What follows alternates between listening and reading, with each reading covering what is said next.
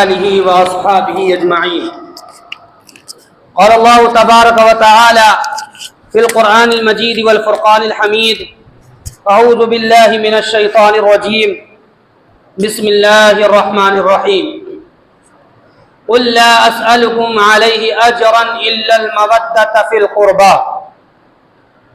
وقال الله تبارك وتعالى في مقام آخر: إنما يريد الله ليذهب عنكم الرجس أهل البيت ويطهركم تطهيرا. صدق الله مولانا العظيم وبلغنا رسوله النبي الأمين الكريم ونحن على ذلك لمن الشاهدين والشاكرين والحمد لله رب العالمين. من علينا ربنا إذ بعث محمدا أيده بأيده أيدنا بأحمدا أرسله مبشرا أرسله ممجدا صلوا عليه دائما صلوا عليه سرمدا. بلغ العلا بكماله كشف الدجى بجماله حسنت جميع خصاله صلوا علیہ وآلہ. محترم بزرگوں، دوستوں، عزیزوں، تمیم بچوں، السلام علیکم ورحمۃ اللہ وبرکاتہ. آئیے محبت اور عقیدت کے ساتھ اپنے آقا و مولا دونوں عالم کے مالک و مختار سید ابرار و خیار رحمت پروردگار محبوب و کردگار یعنی حضور احمد مجتبی محمد مصطفیٰ علیہ التحیۃ والثناء کی بارگاہ میں درود پاک کا نذرانہ پیش کریں. پڑھے اللہم صلی علی سیدنا و مولانا محمد عبدک و نبیک و حبیبک و رسولک النبی الامی و علی آلہ و اصحابہ و بارک وسلم صلاۃ و سلام علیک یا رسول اللہ صلی اللہ تعالی علیہ وسلم. اللہ رب العزت کا بے پناہ احسان اور فضل ہے کہ اس نے پھر ایک بار ہمیں نئے اسلامی سال میں داخلہ عطا فرمایا. 1446 ہجری کا اختتام ہوا اور 1447 ہجری کی شروعات ہوئی. یہ ہجری بھی حضور علیہ السلام کی عظیم نشانی. حضور علیہ السلام نے ہمیں اپنا نیا اسلامی سال اور نیا اسلامی کیلنڈر عطا فرمایا اور فرمایا کہ اس کی شروعات ہجرت سے ہوگی. لہٰذا جب بھی ہم اپنے طور پر نماز، عبادات اور ریاضات اور دیگر چیزیں کرتے ہیں تو اسی اسلامی سال کے تحت کرتے ہیں. اور 12 مہینوں کا حضور علیہ السلام نے تعین فرما دیا، عبادات کو تقسیم فرما دیا، معمولات کو تقسیم فرما دیا اور فرمایا کہ تمہارا اپنا اسلامی کیلنڈر ہے، اس کے مطابق اپنے عبادات اور ریاضات کا اہتمام کرو اور اس کو انجام دو اور اسی کے مطابق زندگی گزارنے کی کوشش کرو. یہی ماہ محرم الحرام ہے کہ اللہ تعالی نے اسی ماہ محرم الحرام میں بے شمار واقعات جو ہے وہ انجام پذیر فرمائے. بے شمار واقعات اس میں سے اکثر واقعات جو ہے وہ ہمارے لیے درس عبرت. حضور اسلام نے فرمایا کہ جب قیامت آئے گی تو اسی محرم الحرام میں آئے گی اور اسی محرم الحرام کی 10 تاریخ کو آئے گی اور وہ جمعہ کا دن ہوگا. لہٰذا محرم الحرام کی 10 تاریخ کی اہمیت کو سمجھو. اور جب اسلام پر جان دینے کی باری آئی، جان قربان کرنے کی باری آئی، اسلام کی حفاظت کی باری آئی، حضور علیہ السلام کا خاندان آگے آگے پیش رہا اور حضور علیہ السلام کے سب سے چہیتے پیارے عزیز محبوب سیدنا امام حسین رضی اللہ تعالی عنہ نے اپنی جان اسلام کے نام پر قربان پیش کی تو کسی اور مہینے میں نہیں بلکہ اسی مہینے کی 10 تاریخ کو جمعہ کی. تو یہ محرم الحرام کا مہینہ ہمارے لیے درس عبرت لے کر آیا اور یہ بتانے کے لیے آیا ہے کہ اگر تم اپنی زبان سے یا حسین کی صدا بلند کرتے ہو، یا حسین کہتے ہو، تو صرف زبان سے یا حسین نہ کہو بلکہ اس یا حسین کو اپنے دل میں اتارنے کی کوشش کرو اور صرف زبان سے حسینی ہونے کا ثبوت نہ دو بلکہ اپنے عمل سے حسینی ہونے کا ثبوت. بظاہر تو تم یا حسین کرتے ہوئے نظر آتے ہو زبان سے، اور زبان سے اقرار کرتے ہوئے نظر آتے ہو کہ ہم حضرت حسین سے، امام حسین سے امام علی مقام سے محبت کرتے ہیں، ان کے نقش قدم پر چلنے والے ہیں، ان کے ماننے والے ہیں، ان سے عقیدت رکھنے والے ہیں، ان سے محبت رکھنے والے ہیں، لیکن عمل تمہارا یزید کے نقش قدم پر۔ تم زبان سے تو یہ کہتے ہو کہ ہم حسینی ہیں، لیکن عمل بتا رہا ہے کہ تم حسینی نہیں بلکہ یزید کے نقش قدم پر چل رہے ہو۔ امام حسین کو جن لوگوں نے شہید کیا ان کے نقش قدم پر چل رہے ہو، کیونکہ رویہ تمہارا امام حسین کا نہیں، طریقہ زندگی امام حسین کا نہیں، اور امام حسین کا نام لے کر جو ہے اس راستے پہ جا رہے ہو جس راستے پر جانے سے امام حسین نے منع فرمایا۔ آج دیکھیے محرم کا مہینہ آیا، اب اس میں زبان سے اقرار کرنے والے سبھی نکل آئے اور سبھی دعویٰ کریں گے، اور دعویٰ کرنا مجبوری بھی ہے ان کی، کیونکہ امام حسین کی محبت اللہ تعالیٰ نے ایسی رچا اور بسا دی ہے کہ کسی کی ہمت نہیں ہے کہ وہ جو ہے امام حسین کے خلاف زبان کو کھولے۔ تو ظاہر تو کرنا ہے، لیکن جب دنیا والے اسے دیکھتے ہیں تو کہتے ہیں کہ زبان سے تو یہ کہہ رہا مگر عمل اس کا امام حسین کے مطابق۔ امام حسین نے ایسی حالت میں نماز کو ترک نہیں کیا، پاکیزگی ان کا شیوا رہا، طہارت ان کا شیوا رہا، لیکن آج یہ نام لینے والے طہارت سے ان کا کوئی تعلق نہیں، حسن سیرت سے ان کا کوئی تعلق نہیں، ان کی زبان میں امام حسین کی زبان کی جھلک نہیں، ان کے طریقہ زندگی میں امام حسین کی سنت کی جھلک نہیں۔ تو بظاہر ہم زبان سے امام حسین کا نام لیتے ہیں مگر عمل سے امام حسین کے کردار کو پیش نہیں۔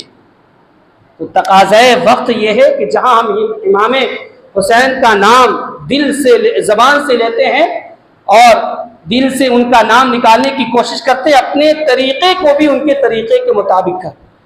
تاکہ یزیدی اور حسینی میں فرق واضح ہو۔ یزیدیوں نے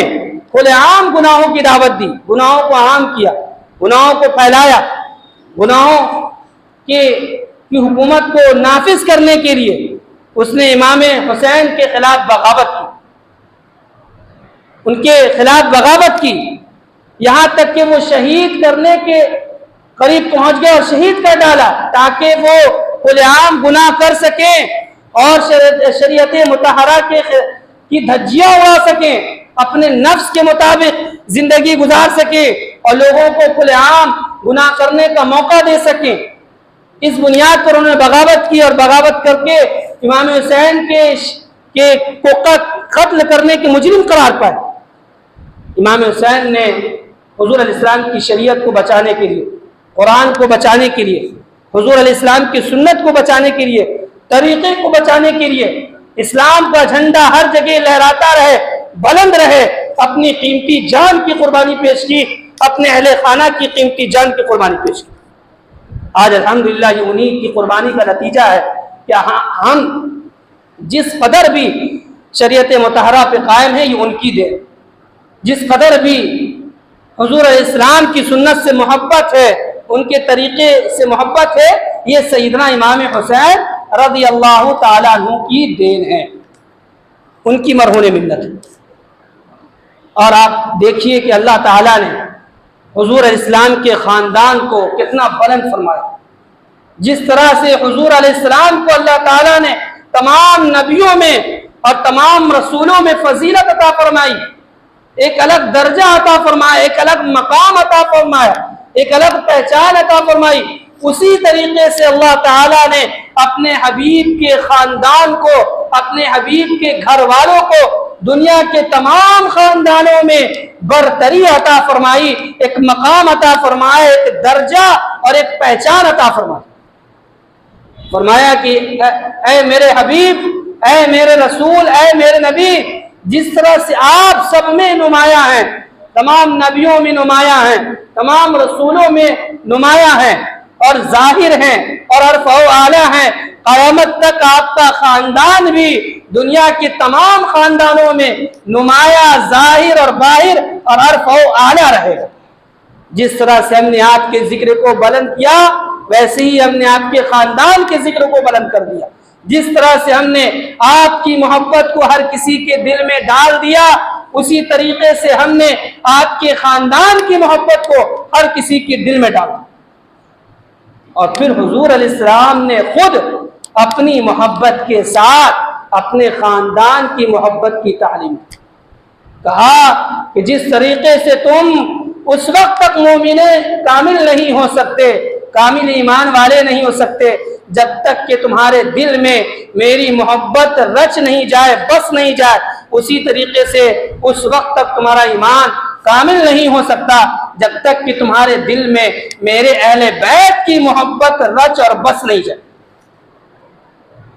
حضور اسلام کے کتنے احسانات، ان کے احسانات کا دائرہ کتنا بڑا ہے، کیا کوئی ان کے احسان کا بدلہ چکا سکتا ہے؟ کسی چیز کے ذریعے کچھ دے کر کے، کچھ کر کے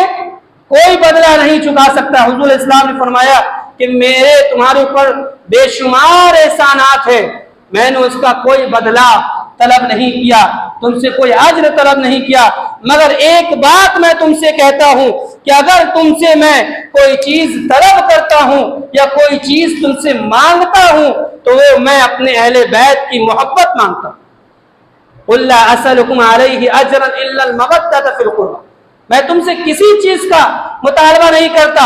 میں تم سے کوئی چیز نہیں مانگتا، میں تم سے صرف اپنے اہل بیت اطہار اور اپنے گھر والے کی محبت طلب کرتا ہوں۔ إِلَّا الْمَوَدَّةَ فِي الْقُرْبَى، تو حضور علیہ السلام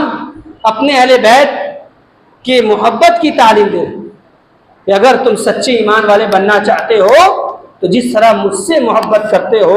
دل سے محبت کرتے ہو، اسی طریقے سے میرے اہل بیت سے بھی محبت کرو اور دل سے محبت کرو، اور ان کی محبت کو جزو ایمان جانو، ان کی محبت کو شرط ایمان جانو۔ اور الحمدللہ اسی پر ہم قائم ہیں، حضور کی محبت پر قائم ہے، حضور کے اہل بیت کی محبت پر قائم ہے، اسی لیے ان کے اہل بیت کا چرچا دنیا کے کونے کونے اور کیسا پاکیزہ خاندان بنا ہے۔ 22ویں پاری کی آیت ہے، انما یرید اللہ لیذھب عنکم الرجس اہل البیت ویطہرکم تطہیرا، اے نبی کے گھر والوں، تم کو میں نے ایسا پاکیزہ اور ایسا صاف و ستھرا بنایا ہے کہ تمہارے جیسا پاکیزہ اور صاف و ستھرا اور طاہر اور مطہر دنیا کا کوئی خاندان نہیں۔ عنکم الرجس اہل البیت ویطہرکم تطہیرا، یعنی پاک و صاف کر کے تمہیں طاہر اور مطہر بنایا کہ تم طاہر بھی ہو اور مطہر بھی ہو، یعنی تم خود پاکیزہ ہو اور جو تم سے جڑے گا، جو تمہارے دامن سے وابستہ ہوگا وہ بھی پاکیزہ ہو جائے گا اور وہ بھی صاف و ستھرا ہو جائے گا۔ اور رجس کو نکال دیا، مفسرین کرام نے رجس کی بے شمار تعریفات کی۔ رجس کا معنی گناہ بھی ہے، رجس کا معنی نفاق بھی ہے، اور ایک مفسرین کرام نے رجس کا ایک معنی جو ہے وہ ناپسندیدہ چیز بھی ہے، عیب بھی ہے، بے شمار معنی۔ تو سارے معنوں کو لیا جائے تو یہاں بات یہ نکل کر آتی ہے کہ اللہ فرما رہا ہے، اے میرے نبی کے گھر والوں، تم کو ہم نے گناہوں سے بھی پاک کر دیا، تم کو نفاق سے بھی پاک کر دیا، تم کو ناپاکی سے بھی پاک کر دیا، تم کو ہر طرح کی خطاؤں سے بھی ہم نے پاک کر دیا، یہاں تک کہ تم کو ہر ناپسندیدہ چیز سے تمہیں پاک کر دیا۔ ایک مفسر نے تو رجس کا معنی ناپسندیدہ چیز، ہر وہ چیز جو اللہ اور اس کے رسول کو ناپسندیدہ ہے، اللہ تعالیٰ نے اس ناپسندیدہ چیز سے نبی کے خاندان کو، نبی کے گھر والوں کو محفوظ و مامون فرما دیا۔ اب ذرا نگاہ ڈالیے حضور کے خاندان پر، حضور کے گھر والوں ہے نا، حضرت سیدنا علی بن ابی طالب کرم اللہ تعالی وجہ الکریم، کیا ذات گرامی ہے کہ حضور علیہ السلام نے فرمایا کہ میرا اگر کوئی بھائی ہے تو وہ کوئی اور نہیں بلکہ حضرت علی بن ابی طالب۔ جس طرح موسیٰ علیہ السلام کے لیے حضرت ہارون علیہ السلام کے بھائی ہیں، اسی طریقے سے میرے بھائی حضرت علی بن ابی طالب کرم اللہ تعالی وجہ الکریم، شیر خدا ہیں، حیدر کرار ہیں۔ ذرا ان کے خاندان پر نظر ڈالیے، حضرت امام حسن مجتبی رضی اللہ تعالیٰ عنہ کو دیکھیے کہ شکل و صورت میں سر سے لے کر کمر تک حضور علیہ السلام کے مشابہ ہیں اور حضور علیہ السلام کے مثل ہیں۔ ذرا حضرت امام حسین پر نظر ڈالیے رضی اللہ تعالیٰ عنہ کہ کمر سے لے کر قدم تک حضور علیہ السلام کے مشابہ ہیں، ان کے مثل ہے۔ اگر کوئی ان کو دیکھتا ہے تو حضور علیہ السلام کی یاد تازہ ہو جاتی ہے، ان کا چلنا حضور علیہ السلام کا چلنا ہے، ان کا بیٹھنا حضور علیہ السلام کا بیٹھنا ہے، بلکہ پورا طریقہ زندگی حضور علیہ السلام کا طریقہ زندگی۔ یہ وہ دو شخصیات حضرت فاطمہ الزہرا رضی اللہ تعالیٰ عنہا کو دیکھیے، ان کی شہزادیوں کو دیکھیے، حضرت امام زین العابدین رضی اللہ تعالیٰ عنہ کو دیکھیے، حضرت امام باقر کو دیکھیے، حضرت امام جعفر کو دیکھیے، حضرت امام کاظم کو دیکھیے، دیکھتے چلے جائیے اور آج تک دیکھیے، اور دیکھنے کے بعد سیدنا عبد القادر جیلانی بغدادی رضی اللہ تعالیٰ عنہ کو دیکھیے، خواجہ خواجگاہ غوث نواز سیدنا معین الدین چشتی سنجری اجمیری کو دیکھیے، محبوب الہی حضرت نظام الدین اولیاء رضی اللہ تعالیٰ عنہ کو دیکھیے۔ یہ وہ شخصیات ہیں جو حضور کی، تو یہ جگمگا رہے ہیں جس طرح ہر حضور علیہ السلام کا جلوہ ہر دنیا کے ہر کونے میں ہے، ان کے خاندان کا بھی جلوہ ہر کونے میں۔ اور جب مباہلے کی بات آئی تھی عیسائی پادریوں سے، آپ کو پتا حضور علیہ السلام نے اپنے اہل بیت کو پیش کیا اور لے کر کے آئے، بلایا گیا آؤ، اگر ہمت ہے تو لے کر آؤ اپنے خاندان والے کو۔ جب وہ آئے اور چہرے پر نظر ڈالی سمجھ گئے کہ ان سے مباہلہ آسان نہیں ہے، ان سے مباہلہ کرنا اپنے آپ کو مٹی میں ملانا۔ بھاگ گئے، کن کو دیکھا بھاگ گئے، حضرت مولا علی حضور کو دیکھا بھاگ گئے، حضرت مولا علی کو دیکھا بھاگ گئے، حضرت امام حسن مصطفیٰ کو دیکھا بھاگ گئے، حضرت امام حسین کو دیکھا بھاگ گئے، حضرت فاطمہ الزہرا کو دیکھا بھاگ گئے۔ ان کے پادری نے کہا یہ وہ شخصیات ہے کہ اگر یہ دعا کر دیں ابھی اس وقت جو زمین پر رکھتی جائے میرا نام و نشان مٹ جائے۔ جب حضور علیہ السلام لوٹے تو کہا کہ اگر یہ مجھ سے مباہلہ کرتے تو اللہ تعالیٰ آج ہی ان کا نام و نشان مٹا دیتا۔ وہ شخصیات، تو امام حسین نے جو قربانی پیش کی ہے اس قربانی کی مثال نہیں مل سکتی، اور ہر جگہ اہل بیت کا ذکر قرآن مقدس میں موجود ہے۔ تو جس طرح سے ہمارے اوپر حضور علیہ السلام کی محبت لازم و ضروری ہے، اسی طریقے سے ہم پر اہل بیت کی بھی محبت لازم و ضروری ہے۔ انشاءاللہ العزیز آئندہ جمعہ کو اہل بیت کے تعلق سے انشاءاللہ بیان ہوگا اور خصوصی ذکر ہوگا، سیدنا امام حسین رضی اللہ تعالیٰ عنہ کا بھی خصوصی ذکر ہوگا، انشاءاللہ آپ مستفیض ہوں گے۔ آج انشاءاللہ کچھ ضروری باتیں جو ہے وہ جو عمل کے لائق، حضور اسلام نے فرمایا طلب العلم فریضۃ علی کل مسلم، یاد رکھو اے مسلمانوں تم پر علم دین کا حاصل کرنا فرض ہے۔ اب علم دین کا مطلب کیا ہے؟ وہ علم جس کے بغیر زندگی گزارنا مشکل ہے، جس کے بغیر ایک مسلمان کما حق زندگی نہیں گزار سکتا۔ ان تمام چیزوں کا علم حاصل کرنا ہر مسلمان کو ہر عمر میں ضروری ہے، وہ کسی بھی طریقے سے حاصل کرے اس کے پر لازم و ضروری ہے۔ بغیر علم کے مسلمان کی زندگی کامیاب نہیں ہو سکتی، اور وہ اپنی زندگی کو خاندانی اعتبار سے سماجی اعتبار سے خوشگوار نہیں گزار۔ ان علوم میں حقوق کا بھی علم، انشاءاللہ ہر جمعہ کو تقریر کے آخری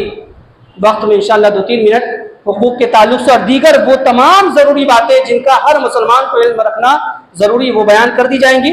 آج الحمدللہ کا جو عنوان ہے باہمی حقوق،